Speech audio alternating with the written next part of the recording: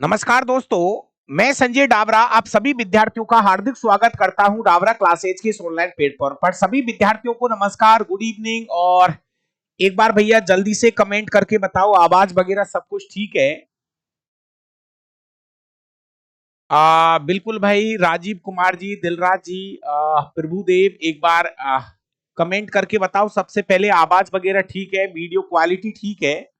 और आज दिन में हमने क्लास को भी टेस्ट किया था मैंने, ऐसी बात नहीं है। हम लगे हुए हैं हमारी तरफ से सब कुछ बेहतर करने में।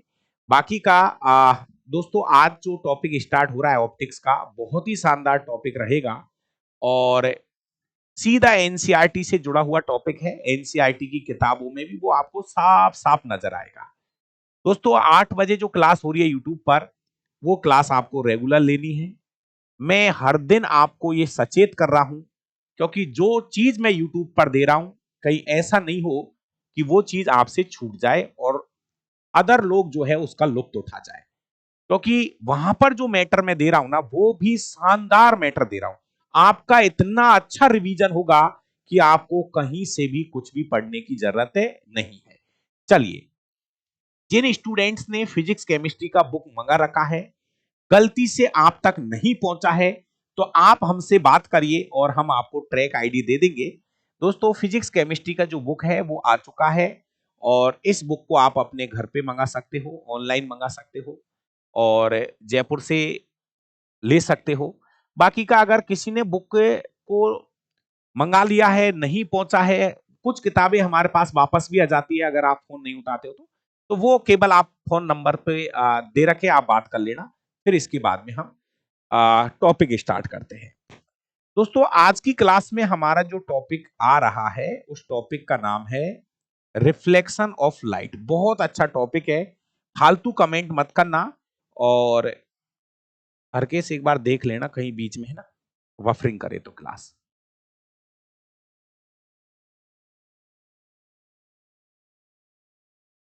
देखिए, आज जो हमारा टॉपिक स्टार्ट हो रहा है, उस टॉपिक का नाम है रिफ्लेक्शन ऑफ लाइट, प्रकाश का परावर्तन।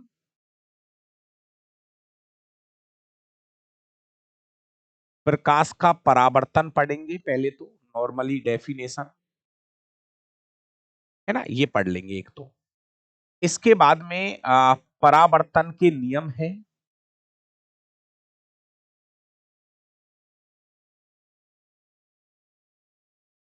इसके बाद में परावर्तन के नियम हम पढ़ेंगे।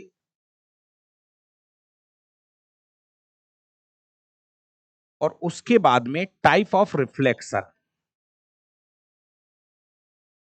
परावर्तन के प्रकार पढ़ेंगे। ये 3 टॉपिक आज की क्लास में हम कवर करेंगे।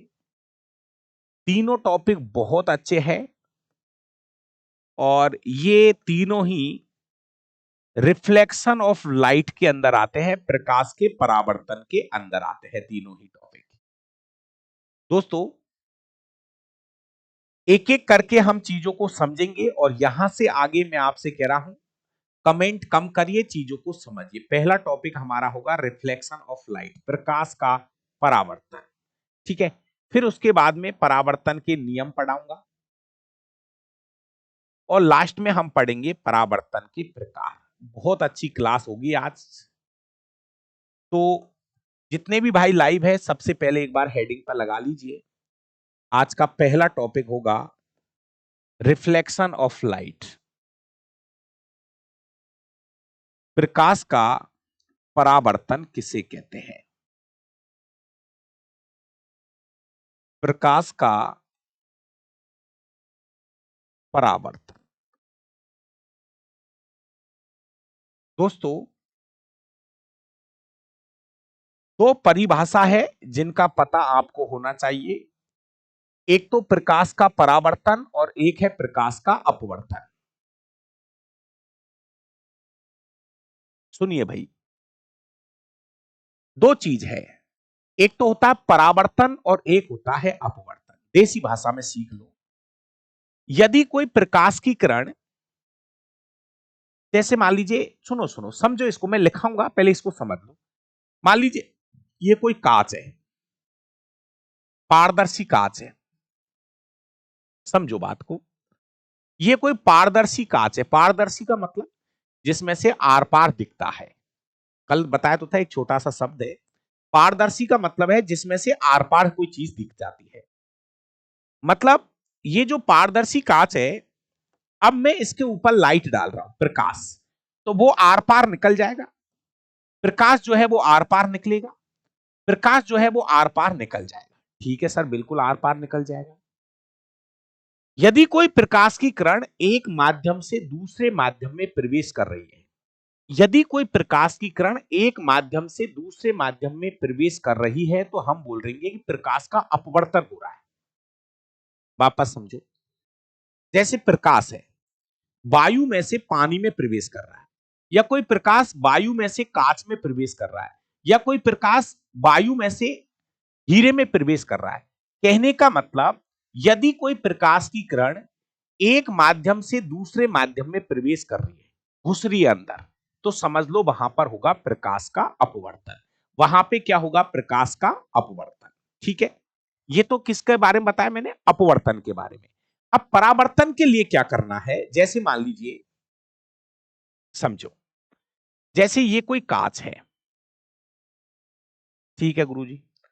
अब आपको क्या करना है? इस कांच की पॉलिश करनी पड़ेगी मेरे भाई। अगर पॉलिश नहीं करोगे तो फिर प्रकाश जो है वो टकरा के वापस नहीं आएगा। तो आपको पॉलिश करनी पड़ेगी इस कांच की। तो पहले कांच ले लिया, इस कांच की पॉलिश कर दी। पॉलिश जो है ये करते हैं सिल्वर नाइट्रेट से। ये पॉलिश जो की जाती है ना, ये करेंगे हम सिल्वर नाइट्रेट से। प्यारे विद्यार्थियों, अब ध्यान से देखना। ये प्रकाश आएगा और टकरा के वापस चला जाएगा। ये माध्यम एक है ना? तो प्रकाश पहले माध्यम से आया, माध्यम एक से आया, और टकरा के माध्यम एक में ही वापस चला गया। प्रकाश जिस माध्यम से आया था, टकरा के वापस उसी माध्यम में चला गया। टकरा के वापस उसी माध्यम में चला गया। इस घटना को बोलते हैं प्रकाश का परावर्तन। जब कोई प्रकाश की किरण जिस माध्यम से आई, टकरा के उसी माध्यम में वापस चली गई, तो उसको बोलते हैं प्रकाश का परावर्तन। बीच में क्या है? ये अभिलंब है, नॉर्मल। ये आने वाली किरण होती है मेरे भाई, इसको बोलते हैं आपतित किरण। ये होती है आने वाली किरण, आपतित किरण है।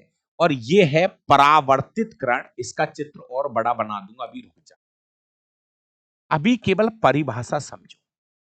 परावर्तन का मतलब है जब कोई प्रकाश की किरण किसी एक माध्यम से चलकर दूसरे माध्यम की सतह से टकराएगी, और टकराने के बाद वो उसी माध्यम में वापस लौट जाए, इस घटना को प्रकाश का परावर्तन कहा जाता है।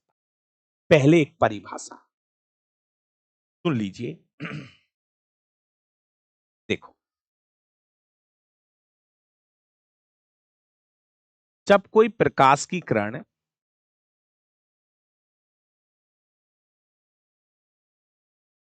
जब कोई प्रकाश की किरण किसी एक माध्यम से चलकर किसी एक माध्यम से चलकर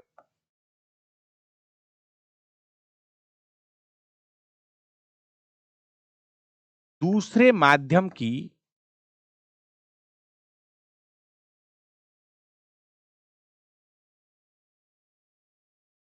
दूसरे माध्यम की सतह से टकराकर वापस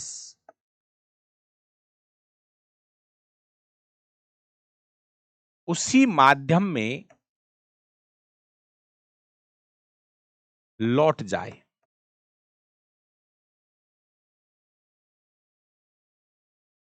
इस घटना को इस घटना को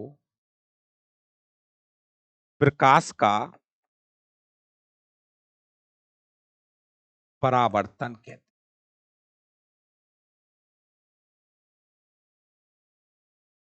इस घटना को हम बोलते हैं रिफ्लेक्शन ऑफ लाइट, प्रकाश का परावर्तन।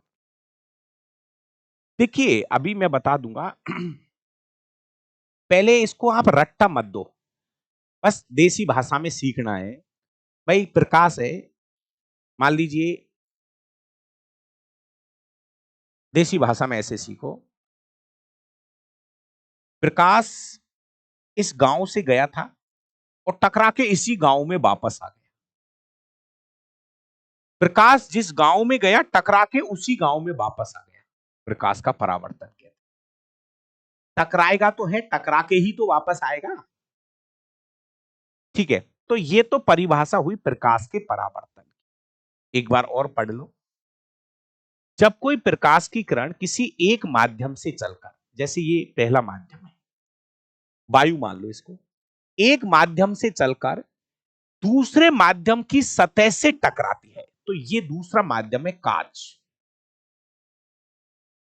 ये दूसरा माध्यम है कांच। पहला माध्यम वायु, दूसरा माध्यम कांच। दूसरे माध्यम की सतह से टकराती है तो टकराने के बाद ये वापस उसी माध्यम में लौट जाएगी जिस माध्यम से आई थी। वायु में से आ रही थी, टकरा के वायु की तरफ ही वापस चली गई, तो टकराने के बाद उसी माध्यम में वापस लौट जाती है। इस घटना को हम बोलते हैं रिफ्लेक्शन ऑफ लाइट, प्रकाश का परावर्तन कहते हैं। छोटी सी डेफिनेशन है। अब हम परावर्तन के नियम पढ़ेंगे। दूसरे नंबर पे हम पढ़ेंगे परावर्तन के नियम।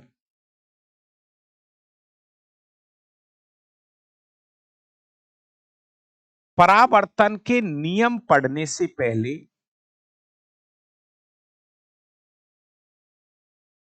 मैं आपको एक छोटा सा डायग्राम बनाऊंगा, उसको समझ लेना। बाकी का 100% इस टॉपिक से क्वेश्चन हर बार परीक्षा में चल रहा है। सर ये वाली साइंस बीपीएससी के काम में आ जाएगी। जहां पर 9वीं 10वीं की एनसीईआरटी आएगी वहां आपका एक सिंगल क्वेश्चन गलत नहीं होगा। अब बीपीएससी का आप ये देख लो कि वहां पर सिलेबस में क्या दे रखा है। अगर सिलेबस में एनसीईआरटी 9th 10th दे रखा है तो आपका एक भी क्वेश्चन आउट नहीं जाएगा। परावर्तन के दो नियम हैं, वो नियम पढ़ाने से पहले मैं एक छोटा सा डायग्राम आपको बना देता। दोस्तों परावर्तन के नियम समझने के लिए यहां पर हम एक चित्र बना रहे हैं। ये कांच ले लो, लेकिन इस कांच की क्या कर देते हैं, पॉलिश। भाई पॉलिश के लिए सबसे अच्छा जो मटेरियल है वो है सिल्वर नाइट्रेट। लेकिन कहीं कहीं पर ऑप्शनों में ये सबसे अच्छा पेस्ट है, पेस्ट। लेकिन आप इसकी जगह पर चांदी और मरकरी या पारे का पेस्ट भी यूज कर सकते हो। जी हां, लेप कर सकते हैं, चांदी और पारे का लेप भी यहां पर किया जा सकता है। लेकिन कुछ अच्छी किताबों में ये लेप सिल्वर नाइट्रेट का दे रखा है, कभी काम में आए तो।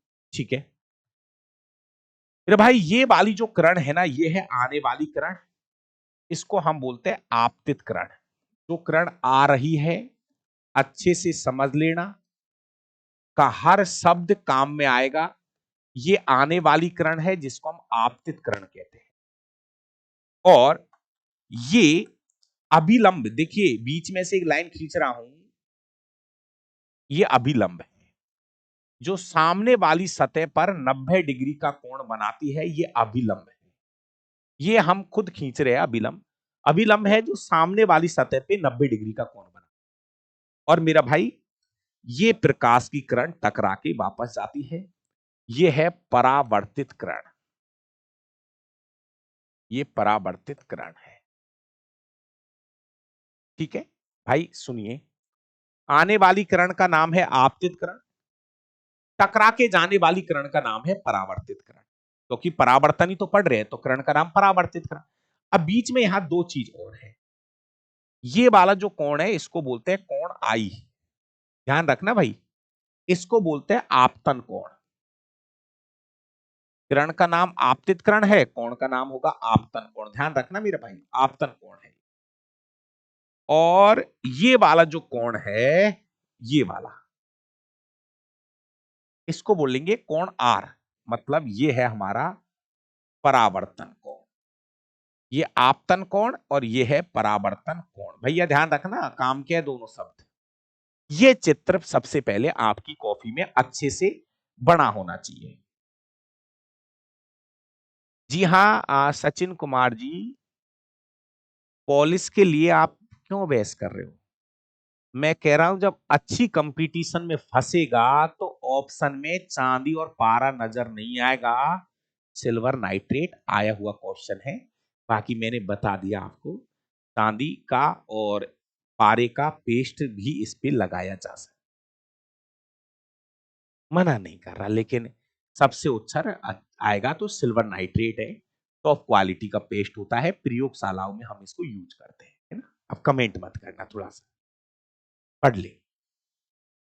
पॉलिश पे बैठा है, पॉलिश किसकी करते हैं? अरे दादा, काम की चीज अभी आई नहीं है, पॉलिश पे अटक गया। तो काम की चीज वहां तो पहुंच नहीं रहा है, छोटी फालतू चीजों पर अटक रहा है। Polish polish. देख भाई, अब हम बात करेंगे परावर्तन के नियम की। पहले चित्र समझ लो पूरा अच्छे से।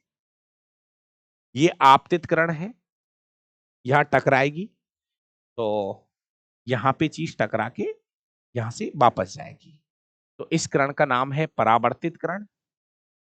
बीच में एक लाइन खींची है जो सामने वाली सतह पे जाके टकरा रही है सीधी सीधी, इसको हम अभिलंब बोलते हैं। अभिलंब से ये एंगल है, अभिलंब के साथ ये आपतन कोण है, और ये अभिलंब के साथ परावर्तन कोण है। एक आपतन कोण, एक है परावर्तन कोण। अब ध्यान से सुनिए, नियम नंबर 1। पहला नियम ये कहता है, क्वेश्चन आएगा भाई यहां से। नियम नंबर 1, आपतित किरण, ठीक है सर, ये आपतित किरण हो गई। परावर्तित किरण, परावर्तित किरण हो गई। वह अभिलंब है, वह अभिलंब है।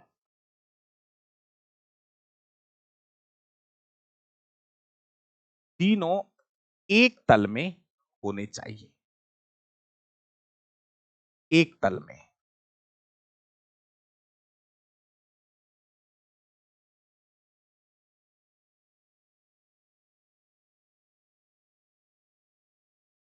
नियम नंबर 1। प्यारे विद्यार्थियों, पहला नियम यह कहता है, साधारण सा नियम है। कहते हैं जैसे ऐसे समझो, ये कोई सतह है, तो ये हमारी आपतित किरण है,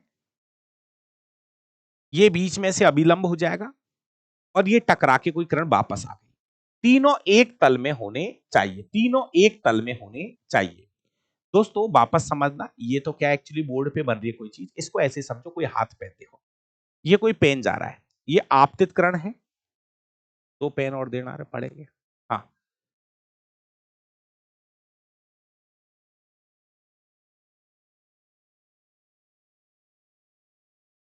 देखिए दोस्तों, एक बार थोड़ा सा ऐसे समझ लो, जैसे ये ब्लैक वाला पेन है, ये आपतित किरण है, और ये बीच में अभिलंब हो जाएगा, ये अभिलंब हो जाएगा, और ये आपकी परावर्तित किरण। ये तीनों एक ही तल में होने चाहिए, तीनों एक ही तल में होने चाहिए, तीनों एक ही प्लेन पे होने चाहिए, एक तरफ एक ही तल में होने चाहिए। ये है परावर्तन का पहला नियम। जैसे ये तीन किरण हो गई हमारी, ओके, जैसे ये आपतित किरण है, ये परावर्तित किरण है, और बीच में अभिलंब है। ये तीनों एक तल में होने चाहिए, है ना, एक एक से एक तल में होने चाहिए। ठीक है, ये वाली बात समझ में आ गई, ये तीनों एक तल में होने चाहिए। ठीक है, नियम नंबर 2 क्या कहता है? नियम नंबर 2 क्या कहता है, इसके बारे में भी सुनिए। नियम नंबर 2 ये कहता है कि आपतन कोण का मान, कोण की बात हो रही है इस बार, आपतन कोण का मान, आपतन कोण का मान परावर्तन कोण के मान के बराबर होता है। परावर्तन कोण के मान के बराबर होता है। इससे बहुत सारे क्वेश्चन परीक्षा में बनाए जाते हैं इस वाले नियम से। ये वही है, जी हां, कोण आई बराबर कोण आर। इसको समझो, ये नियम ये कहता है कि ये वाला एंगल कोण आई और ये वाला कोण आर, ये दोनों बराबर होते हैं। इसका मतलब अगर ये वाला कोण आई 30 डिग्री है तो ये वाला भी 30 डिग्री, कोण आई अगर 30 डिग्री है तो कोण आर भी 30 डिग्री। ये बात अभिलंब से बोली जा रही है भाई। ये जो कोण है ना, ये कहां से माप रहे हो आप? अभिलंब से। ये कोण कहां से मापा जा रहा है? अभिलंब से। जैसे कोण आई का मान 30 डिग्री है तो कोण आर का मान भी 30 डिग्री। अगर कोण आई 10 डिग्री है तो कोण आर भी 10 डिग्री। कोण आई बराबर कोण आर। ये क्वेश्चन जर्नल है, बहुत बेसिक क्वेश्चन है और हमारी परीक्षाओं में बार बार पूछा भी जाता है। कोण आई बराबर कोण आर, कोण आई बराबर कोण आर। अगर ये 50 डिग्री है तो ये भी 50 डिग्री होगा, ये 40 डिग्री है तो ये भी 40 डिग्री है, ये 70 डिग्री है तो ये भी 70 डिग्री है। 17 17 15 15 बराबर है, कहने का मतलब कोण आई बराबर कोण आर।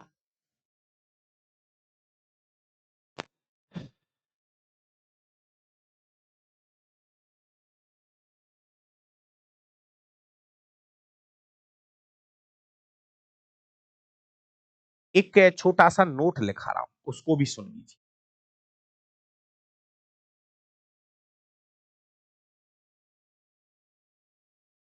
एक छोटा सा नोट है, उसको समझना। दोस्तों, ये हमारा कोई कांच है और इसकी हमने पॉलिश भी कर दी। पॉलिश चांदी की कर दो भाई, ठीक है।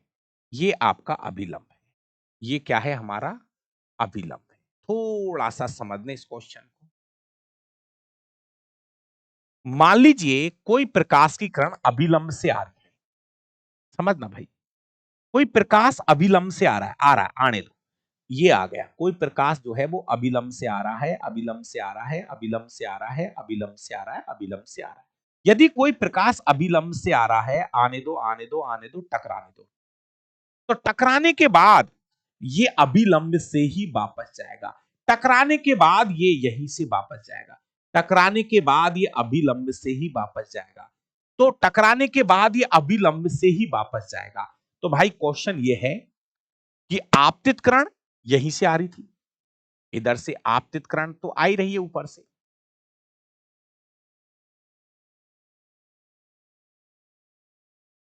ये है आपतित किरण, ऊपर से आ रही है और ये टकरा के वापस जा रही है। ये परावर्तित किरण है। आपतित किरण है, परावर्तित किरण है। अब बताओ इनके बीच का कोण कितना है? जीरो। जिस एंगल से आ रही थी, टकरा के उसी एंगल से वापस चली गई। तो आपतित किरण और परावर्तित किरण के बीच का कोण कितना होगा? 0 डिग्री। लिख देता हूं पूरी बातें। बात यह है, यदि कोई प्रकाश की किरण, यदि कोई प्रकाश की किरण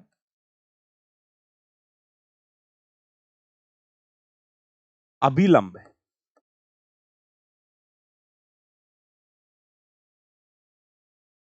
से आपतित होती है,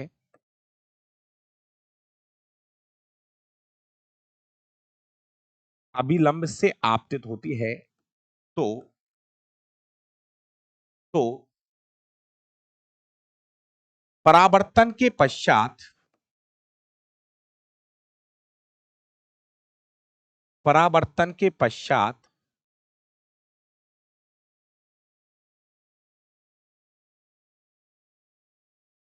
अभिलंब से ही,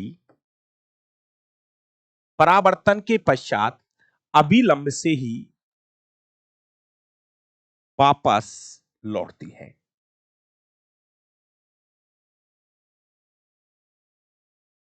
लौटती है। ऐसी स्थिति में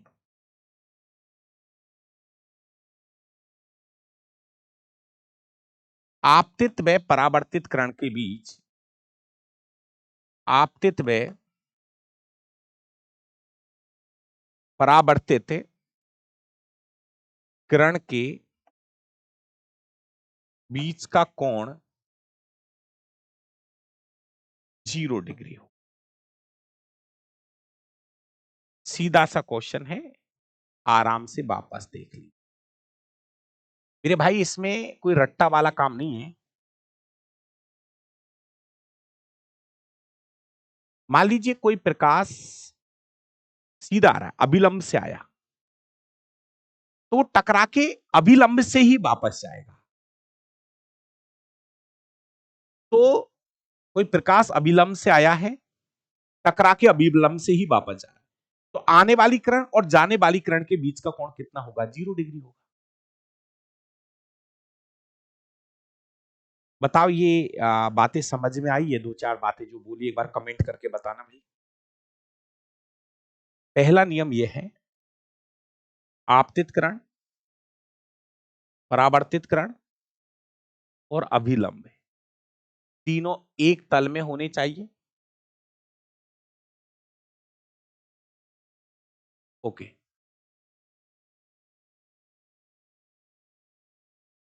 पहला नियम वापस से सुन लीजिए,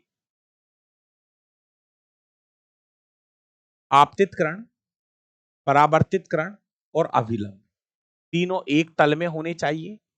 और नियम नंबर 2 ज्यादा काम में आता है, कोण आई बराबर कोण आर।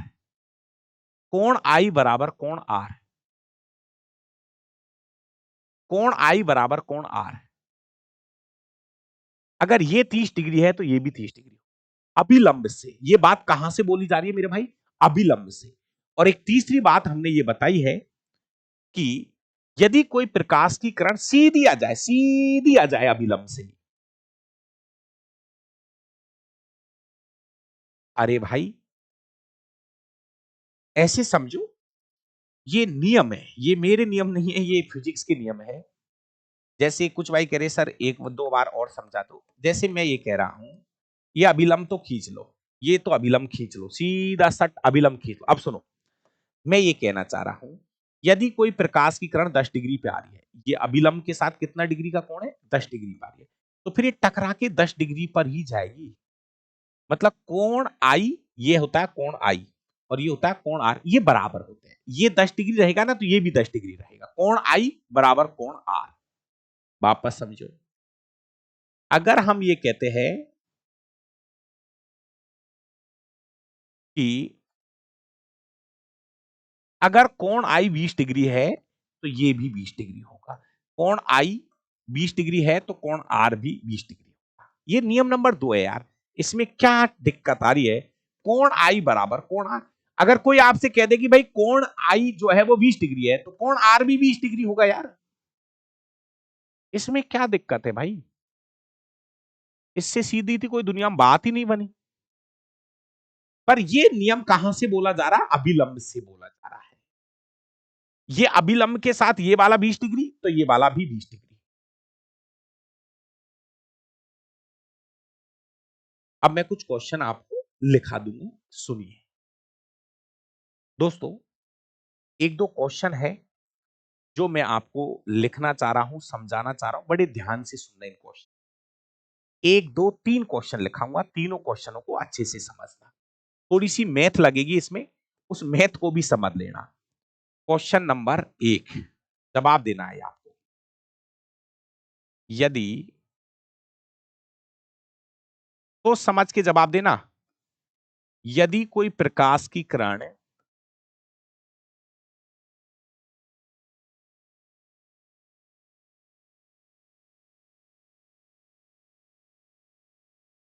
अभिलंब से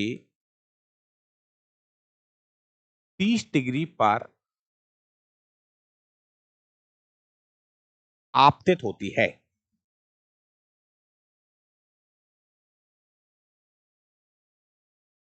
तो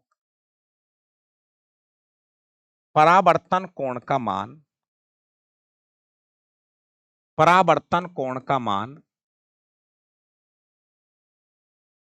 कितना होगा?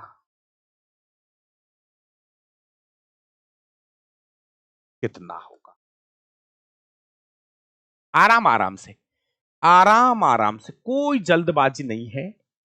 आराम से समझो, चित्र बना लिया करो, तुरंत ही चित्र बना लिया करो, पॉलिश कर दिया करो। पॉलिश जरूरी है, नहीं तो प्रकाश आर पार निकल जाएगा। अभिलंब बना लो, सीधा बनाओ भैया, सीधा लाइन खींच लो।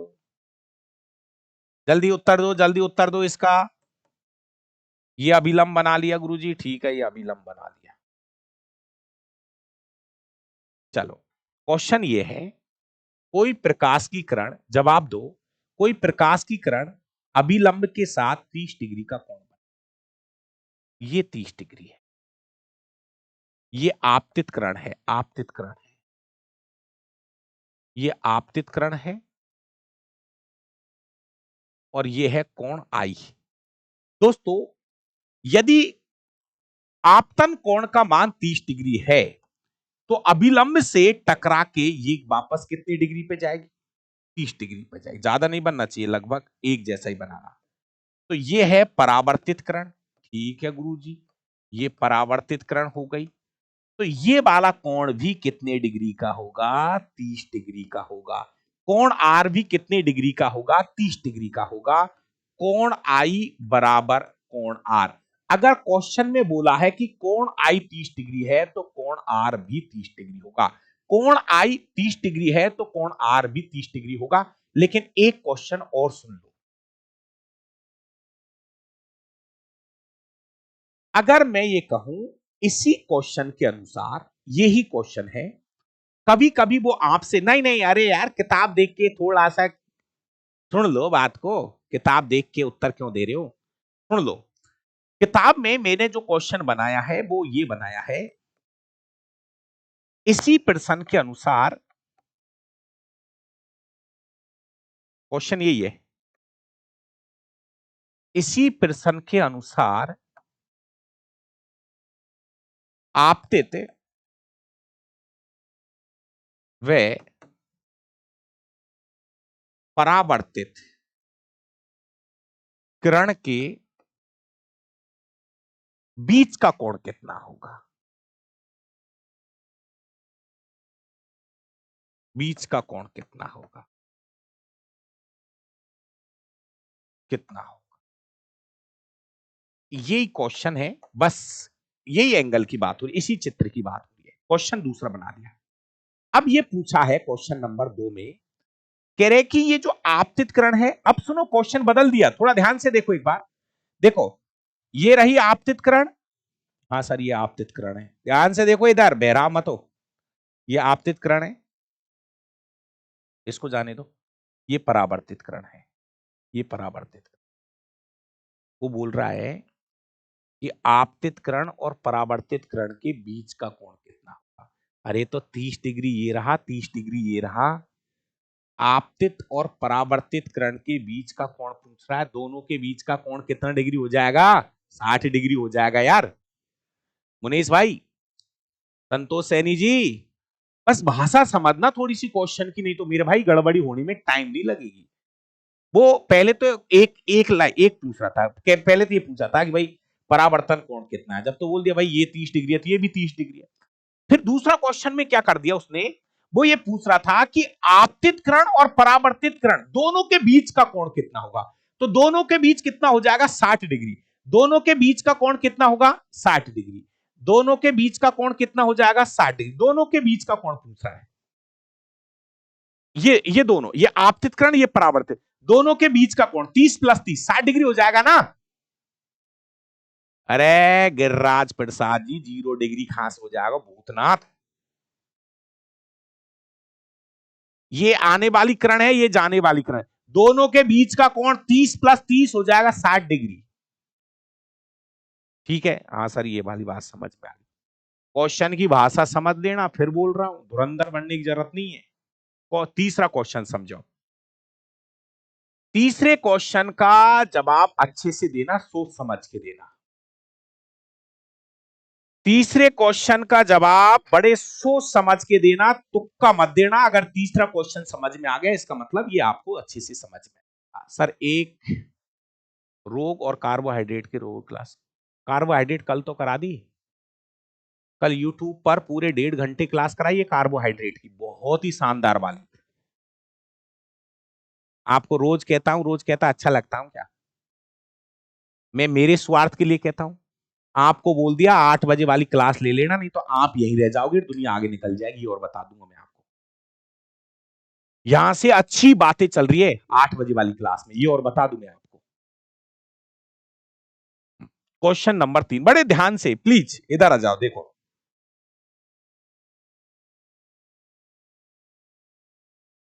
यदि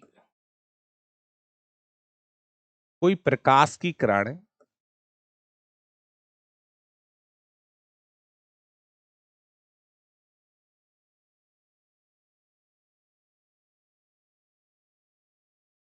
समतल पृष्ठ के साथ 20 डिग्री का, 20 डिग्री समतल पृष्ठ के साथ 20 डिग्री का कोण बनाती है, कोण बनाती है, तो पहला क्वेश्चन, पहला क्वेश्चन,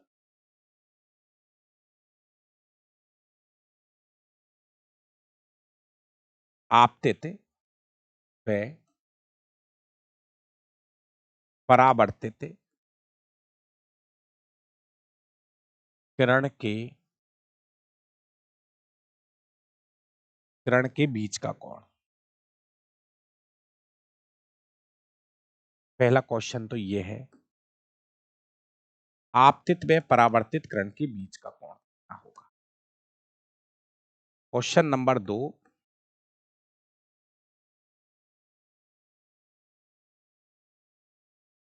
अभिलंब से परावर्तित किरण के बीच का कोण, बीच का। और तीसरा है अभिलंब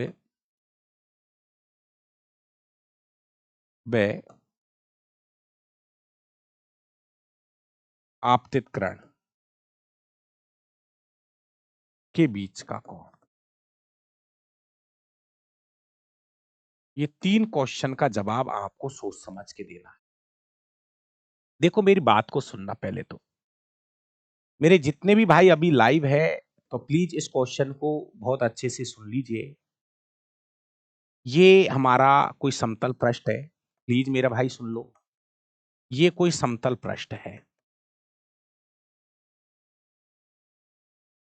ये कोई समतल पृष्ठ है। क्वेश्चन में ये बोला है कि जो प्रकाश है ना, वो समतल पृष्ठ से 20 डिग्री का कोण बना रही है। भाई सुन, ये वाला कोण 20 डिग्री का है समतल पृष्ठ से, ये आपतित किरण है।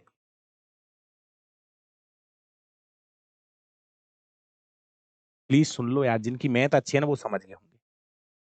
क्वेश्चन में ये बोला है कि कोई प्रकाश समतल पृष्ठ के साथ 20 डिग्री का कोण बना रही है, समतल पृष्ठ के साथ में, ये वाला, ये वाला। तो फिर ये अभिलंब से कितने डिग्री का कोण बनाएगी? फिर ये अभिलंब के साथ कितना डिग्री का कोण बच गया? प्लीज थोड़ा मैथ लगा लो। तो ये अभिलंब के साथ बच गया मेरा भाई 70 डिग्री का कोण। अब रियलिटी ये है कि कोण आई जो है ना वो 70 डिग्री है। क्वेश्चन के अनुसार कोण आई 70 डिग्री है, कोण आई 70 डिग्री है। जब इस क्वेश्चन को हम अच्छे से समझेंगे तो अगर कोण आई 70 डिग्री है तो कोण आर भी फिर 70 डिग्री होगा। ये परावर्तित किरण है। प्लीज सुन लो अच्छे से आराम से, भाई ये क्वेश्चन समझना पड़ेगा। पहला क्वेश्चन है कि आपतित और परावर्तित किरण के बीच का कोण 70 + 70। पहले क्वेश्चन का जवाब है 70 + 70, 70 + 70। पहला क्वेश्चन का जवाब होगा 140। पहला क्वेश्चन का जवाब है 140 डिग्री। अभिलंब से परावर्तन कोण, ये वाला अभिलंब से परावर्तन कोण कितना होगा, ये वाला अभिलंब से परावर्तन कोण का मान 70 डिग्री होगा। दूसरे क्वेश्चन का जवाब 70 डिग्री और तीसरे क्वेश्चन का जवाब भी 70 डिग्री। वो अभिलंब से आपतन कोण का मान पूछ। प्लीज इस क्वेश्चन में शुरुआत में जो बात बोली गई है ना उसका ध्यान रखना, फिर बोल देता हूं एक अलग स्लाइड बना के। देखो ये समतल पृष्ठ है, वो बोल रहा है कि इस पृष्ठ के साथ, ये समतल पृष्ठ है हमारा, वो बोल रहा है कि जो प्रकाश आ रहा है ना वो समतल पृष्ठ के साथ 20 डिग्री पे आ रहा है। तो ये वाला कोण 20 डिग्री है, ये वाला कोण 20 डिग्री, ये वाला कोण 20 डिग्री है। तो फिर अभिलंब खींचो। अगर ये 20 डिग्री है ना भाई तो ये 70 डिग्री बच गया यार अपने आप ही। ये अभिलंब है पूरा, क्योंकि आपकी मैथ अच्छी है, क्योंकि आपको भी पता होगा ये वाला जो पूरा कोण है ये 90 डिग्री का होता है ना, ये वाला 90 डिग्री का होता है पूरा। तो 20 डिग्री इधर बच गया तो 70 डिग्री इधर बच गया। तो अभी तक आधा चित्र हुआ है। तो अब हमें पता लग गया गुरुजी वास्तविकता ये है कुछ क्वेश्चन की कि कोण आई जो है ना वो 70 डिग्री है। अगर कोण आई 70 डिग्री है तो कोण आर भी 70 डिग्री होगा। अरे भूतनाथ, या 20 डिग्री। ये बोला है क्वेश्चन में कि प्रकाश की जो किरण आ रही है वो अभिलंब से थोड़ी 20 डिग्री बोला उसने, ये समतल पृष्ठ से बोला है क्वेश्चन में, ये समतल पृष्ठ से 20 डिग्री बोला है, समतल पृष्ठ से 20 डिग्री बोला है क्वेश्चन में, ये बोला है क्वेश्चन में समतल पृष्ठ से 20 डिग्री, समतल पृष्ठ से 20 डिग्री। तो ये अभिलंब के साथ ये पूरा 90 डिग्री का रहता है भाई। जिनकी मैथ अच्छी नहीं है ना बोरी बिस्तर बांध लो, निकल लो, कश्मीर चले जाओ। जिनकी मैथ अच्छी नहीं है वो, ये 20 डिग्री तो ये 70 डिग्री,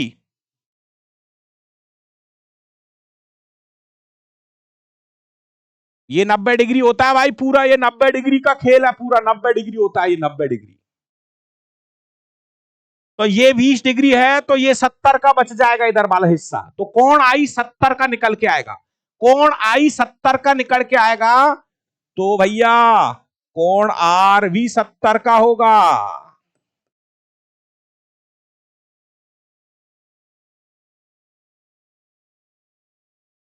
तो क्वेश्चन की भाषा पढ़ लेना अच्छे से। अगर वो ये कहे कि कोई प्रकाश की किरण अभिलंब से, तो अभिलंब के साथ किरण बना लेना। और इस क्वेश्चन में बोला गया है कि कोई प्रकाश की जो किरण है वो समतल पृष्ठ के साथ 20 डिग्री का कोण बना रही है। ये आपतित किरण थी, ये आपतित किरण है, ये आपतित किरण है, ये परावर्तित किरण है।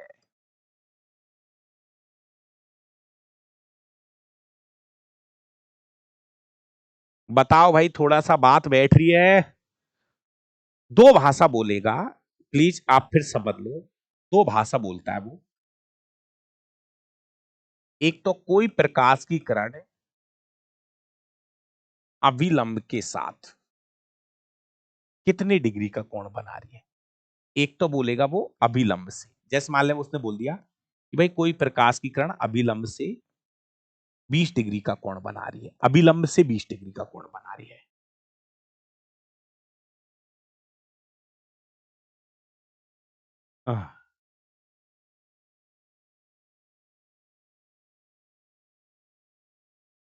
हाँ, क्वेश्चन 3 का उत्तर 40 होगा गुरुजी। क्यों भाई सुलेज जी?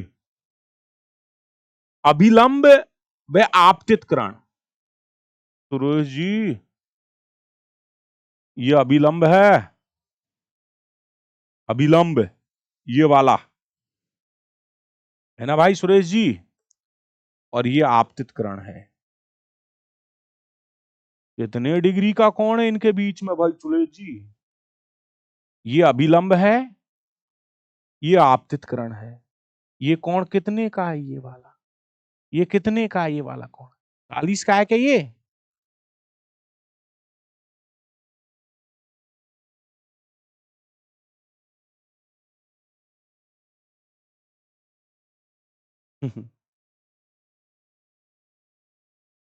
गौतम जी के एक क्वेश्चन आया है सर, अगर समतल पृष्ठ 90 डिग्री का दिया हो, समतल पृष्ठ से 90 डिग्री का, तो वो तो अभिलंब से हो गया ना।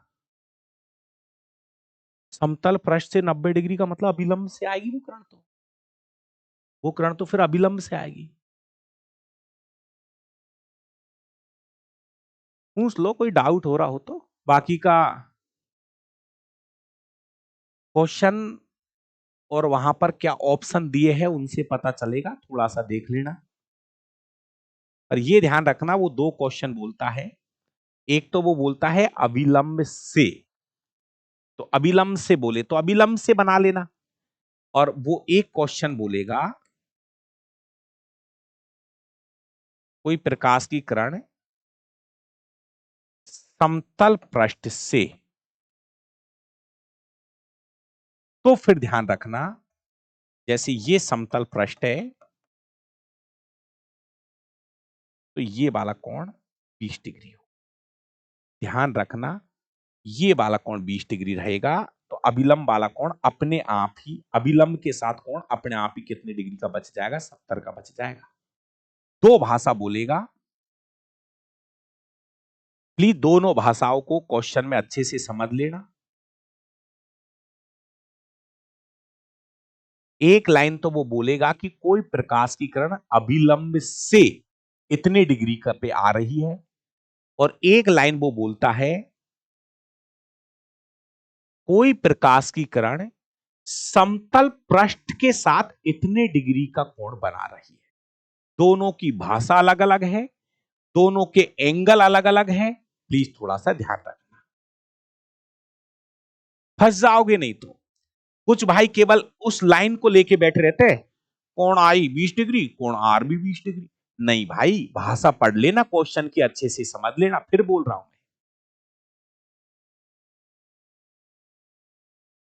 मेरा यूट्यूब चैनल भी डाबरा क्लासेज के नाम से है, जहां पर क्लासे 8 बजे से लगती है।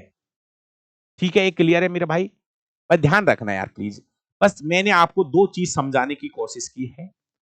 दोनों को जब बहुत क्वेश्चन आए इसके, और खूब सारे क्वेश्चन बच्चों ने गलत कर रखे हैं, तो ध्यान रखना थोड़ा सा। एक बार जब डाबरा सर बार बार कह रहा है इस चीज का ध्यान रखना, तो ध्यान रखना कि कोई प्रकाश की किरण अभिलंब के साथ आ रही है या समतल पृष्ठ के साथ आ रही है। ये जब समतल पृष्ठ के साथ आएगी ना, तब दिक्कत करेगी ये, फिर वहां पर थोड़ी सी मेहनत आपको लगानी पड़ेगी। चलिए, अब हम बात करेंगे परावर्तन के प्रकार। तीसरा जो पॉइंट है,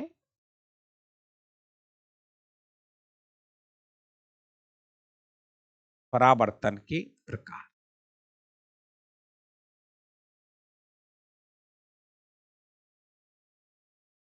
दोस्तों, हमारी किताबों में परावर्तन के दो प्रकार हैं।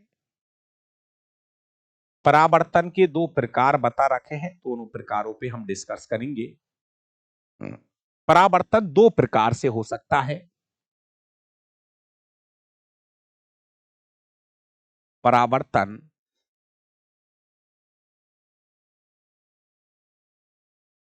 दो प्रकार से हो सकता है।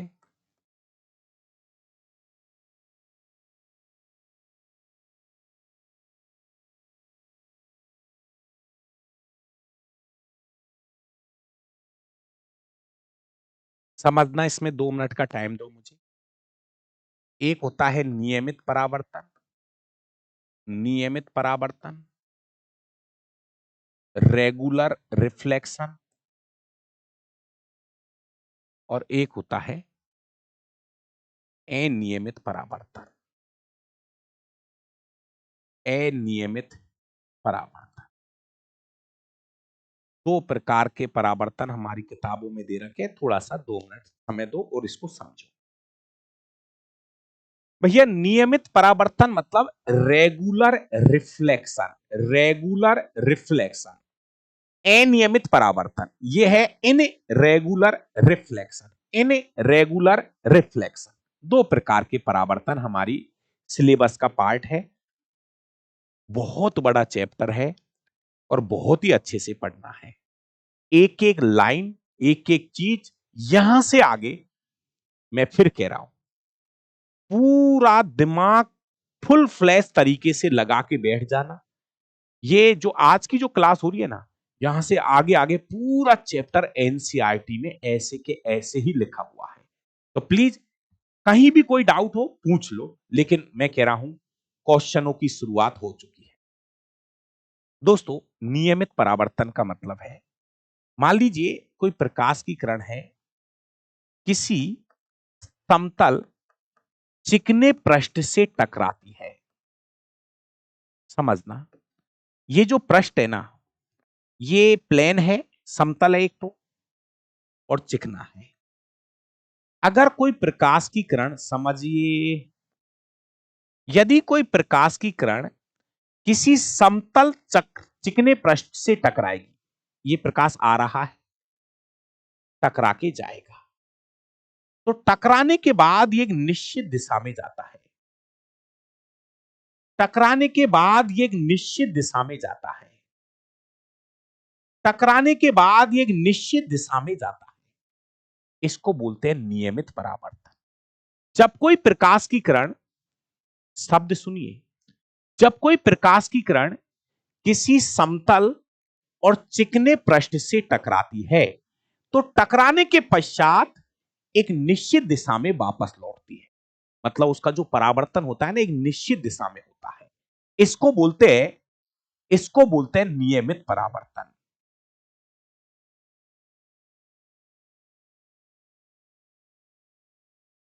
जी हाँ गौतम कुमार जी, जो आपतित किरण है ना, वो अभिलंब से आ सकती है। गौतम भाई ने क्वेश्चन पूछा है, सर जो आपतित किरण है वो अभिलंब के ऊपर से आ सकती है? आ सकती है।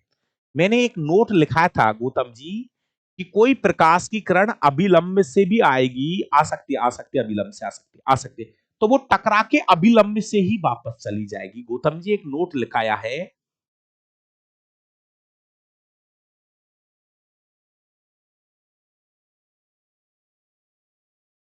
देखो एक बार इसको समझो, फिर कोई डाउट हो तो उसको कॉपी में नोट करो, मुझे बताना। ये है, जब कोई प्रकाश की किरण, जब कोई प्रकाश की किरण, जब कोई प्रकाश की किरण किसी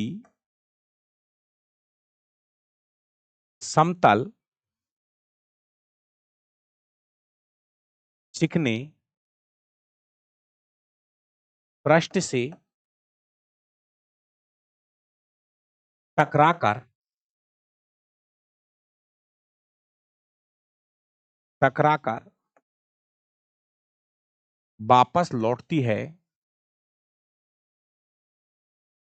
टकराकर वापस लौटती है, तो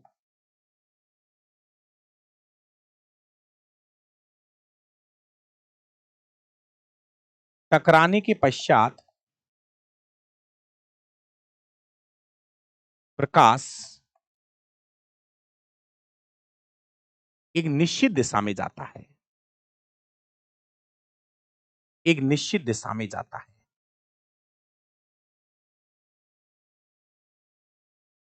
इसको बोलते हैं नियमित परावर्तन।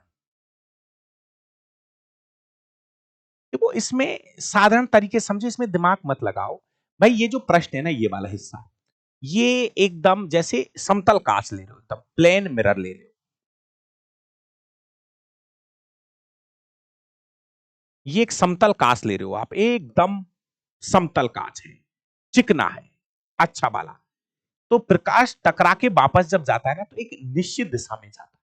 मतलब ऐसे में जो परावर्तन होता है ना, वो अच्छा होता है, अच्छा परावर्तन होता है यदि पृष्ठ समतल है, चिकना है और उसकी पॉलिश अच्छे से हो रखी है ना, तो परावर्तन बहुत अच्छा होगा। और अनियमित परावर्तन में क्या है, यदि ये जो पृष्ठ है ना, ये ऊबड़ खाबड़ है भाई, अगर ये पृष्ठ जो है ना, पॉलिश तो कर लो, अगर पृष्ठ जो है एक तो खुरदरा है, मान लीजिए कोई पृष्ठ जो है ना वो खुरदरा है और असमतल है, ये पृष्ठ जो है ना, पृष्ठ जो है असमतल हो और खुरदरा हो, समझना मेरी बात को। अगर पृष्ठ जो है वो असमतल है, ऊबड़ खाबड़ है और खुरदरा है, तो परावर्तन तो यहां पर भी होगा, परावर्तन तो यहां पर भी होगा, लेकिन प्रकाश टकराने के बाद उल्टा सीधा जाएगा।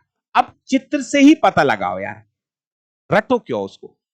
परावर्तन तो यहां भी हो रहा है, लेकिन प्रकाश टकराने के बाद उल्टा सीधा भाग रहा है, उल्टा सीधा भाग रहा है, अंट संट भाग रहा है, देसी भाषा में बोल रहा हूं। यहां देखो, प्रकाश टकरा के एक निश्चित दिशा में जा रहा है, यहां भी परावर्तन हो रहा है, परावर्तन को नियम तो यहां पर भी लागू होते हैं, लेकिन यहां प्रकाश टकराने के बाद निश्चित दिशा में नहीं जाता है। तो इसमें भी लिख दूं,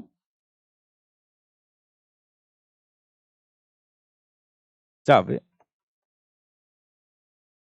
प्रकाश किसी असमतल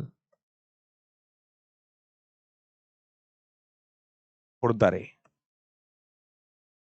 पृष्ठ से टकराता है, पृष्ठ से टकराता है, तो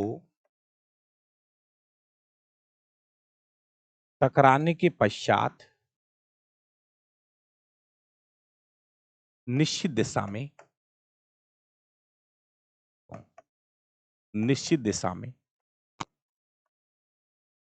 नहीं लौटता है, निश्चित दिशा में नहीं लौटता है, इसको बोलते हैं इनरेगुलर।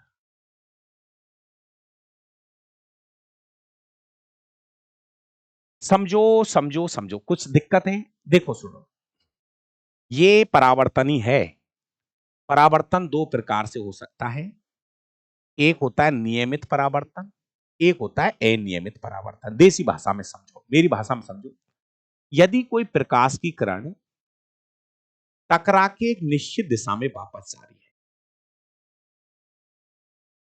प्रकाश जो है टकरा के एक निश्चित दिशा में वापस जा रहा है, तो इसको तो हम बोलते थे नियमित परिवर्तन, परावर्तन।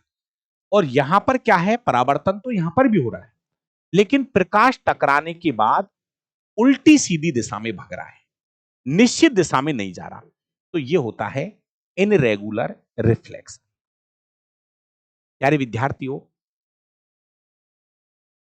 परावर्तन के कुछ उदाहरण हमारी किताब में मैंने दिए हैं, परावर्तन के कुछ उदाहरण।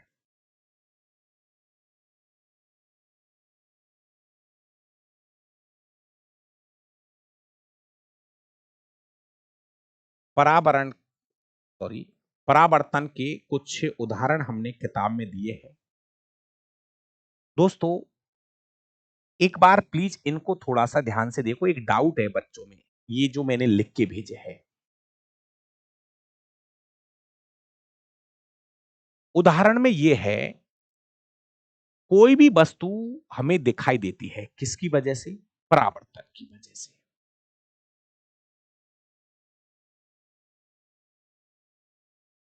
कोई भी वस्तु हमें प्रकाश के परावर्तन की वजह से दिखाई देती, परावर्तन की वजह से दिखाई देती, परावर्तन की वजह से दिखाई देती है। ठीक है, कोई भी चीज हमको दिख रही है ना, उसके पीछे रीजन है परावर्तन। दूसरा पॉइंट, दर्पण में,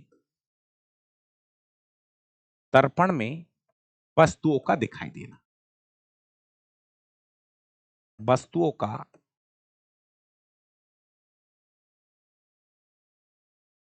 वस्तुओं का दिखाई देना। भाई, जब भी हम, चाहे वो समतल दर्पण हो, चाहे अवतल दर्पण हो, चाहे उत्तल दर्पण, किसी भी दर्पण में जब हमें फोटो दिख रहा है तो वहां पर भी प्रकाश का परावर्तन होता है, तभी हमें फोटो या प्रतिबिंब दिखाई देता है। वस्तुओं का दिखाई देना, प्रतिबिंब का दिखाई देना। तीसरा, देखो एक चीज है, मैंने मेरी किताब में एक शब्द लिखा है, आकाश में तारों का चमकना। इस शब्द को सुनना, आकाश में तारों का चमकना। देखो सुनो, कुछ भाइयों को इस शब्द पे डाउट है, लेकिन ये शब्द अलग है, ये चमकना शब्द है। अगर कुछ भाइयों के दिमाग में क्या रहा, गुरुजी इसका उत्तर तो प्रकाश का अपवर्तन है। अपवर्तन नहीं, वहां पे शब्द बोलता है आकाश में तारों का टिमटिमाते हुए दिखाई देना। अगर शब्द ये हो कि आकाश में तारे टिमटिमाते हुए दिखाई देते हैं, टिमटिमाना, तारों का टिमटिमाना, तो अगर क्वेश्चन में यह शब्द होता आकाश में तारों का टिमटिमाते हुए दिखाई देना, टिमटिमाना मतलब प्रकाश का अपवर्तन, यहां चमकना है मेरे भाई, चमकना, चमकना, प्लीज ध्यान रखना यार। तो इसको एक मत समझना, कुछ भाई मेरे गुरु जी आपकी किताब में जो गलती है ये चमकना, तो अरे दादा, चमकना अलग शब्द है और टिमटिमाना अलग शब्द है। तो आकाश में तारों का चमकना ये प्रकाश का परावर्तन की वजह से हो रहा है ना? ये क्लियर हो चुका है ना?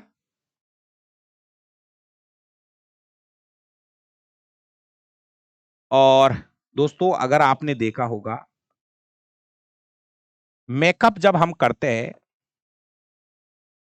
मेकअप करवाते हैं, मेकअप नहीं करवाते, मेकअप के बाद चेहरे का चमकना। देखो सुनो, अरे भाई तुम्हारी शादी ब्याह हुई होगी, नहीं तो हो जाएगी। अपन क्या शादी की टाइम पे दूल्हे जो है, दुल्हन जो है मेकअप कराती है। मेकअप पता है क्यों कराती है? समझो, ये जो प्लेन है ना, सतह जो है इसको चिकनी कर देते हैं। अगर सतह को चिकना बना दिया जाएगा तो परावर्तन अच्छा होगा, वो चीजें चमकती हुई नजर आएगी। लेकिन अगर वो मेकअप हट गया, कुछ दिन बाद में सतह कैसी हो जाएगी? खुरदरी हो जाएगी। तो उसके बाद में महीने भर बाद, 2 महीने बाद, वो ही सतह, वहां पर जो परावर्तन होगा वो कैसा होने लगेगा? अनियमित परावर्तन, वो सुंदर नहीं लगेगी 2 महीने बाद। आप दुल्हन को देखना, जब शादी के दिन वो चमकती है, वो तगड़ा सिस्टम है भाई, है ना? क्योंकि वहां पर पॉलिश हो रखी है, पॉलिश हो रखी है, मेकअप हो रखा है, तो पॉलिश हो रखी है, लाइट पड़ेगी, अच्छा रिफ्लेक्शन होगा। लेकिन 2 महीने बाद जब सतह खुरदरी हो जाती है तो परावर्तन तो होता है, लेकिन मामला थोड़ा सा हल्का हो जाता है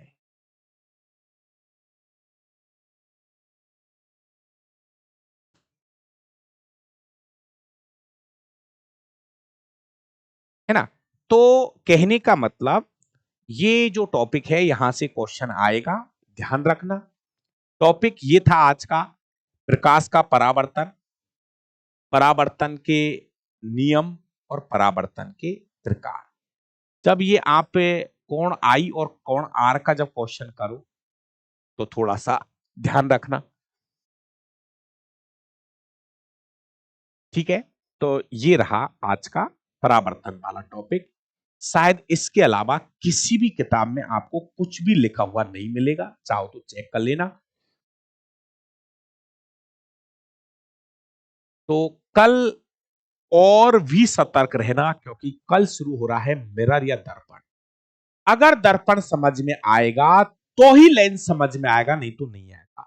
कल कमर कस लीजिए, कल हमारा दर्पण का टॉपिक स्टार्ट हो रहा है। बाकी का धीरे धीरे धीरे धीरे पूरा फिजिक्स पढ़ा दूंगा। किताब मंगा लेना, और आपको लिखने की जरूरत नहीं पड़ेगी, इस किताब में सब बातें लिखी हुई है। अगर किताब में कुछ गलती नजर आए तो मुझे आप भेज देना। कोशिश है कि नहीं है कुछ गलती, लेकिन फिर भी कुछ गलती हो जाती है, भैया कल की क्लास मत छोड़ना।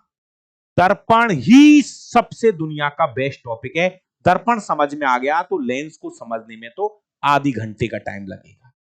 ठीक है? तो थैंक यू, बहुत बहुत धन्यवाद।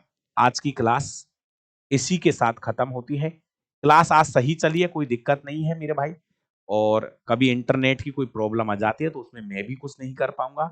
बाकी का 8 बजे मिलते हैं डावरा क्लासे यूट्यूब चैनल पर। देखो एक प्लेलिस्ट बनी हुई है, मैं इसके लिए बोल रहा था आपसे। जब आप डावरा क्लासे यूट्यूब चैनल खोलोगे, डावरा क्लासे यूट्यूब चैनल, ये हमारा यूट्यूब चैनल है और यहाँ प्लेलिस्ट बनी हुई है और ये क्लासें चल रही है, बहुत ही शानदार क्लास है। एनसीईआरटी करा रहा था मैं, टू लाइन एनसीईआरटी करा रहा हूँ। बहुत अच्छी क्लास है, बहुत सारे क्वेश्चंस इसमें हम आपको करा रहे हैं। बिल्कुल पूरी साइंस जो है मैं एनसीईआरटी से ही क्वेश्चन उठा उठा के, कल की क्लास बहुत अच्छी हुई थी, क्लास नंबर 13 हो गई, आज क्लास नंबर 14 होगी, है ना। तो कर लेना इनको, बहुत अच्छे क्वेश्चन है,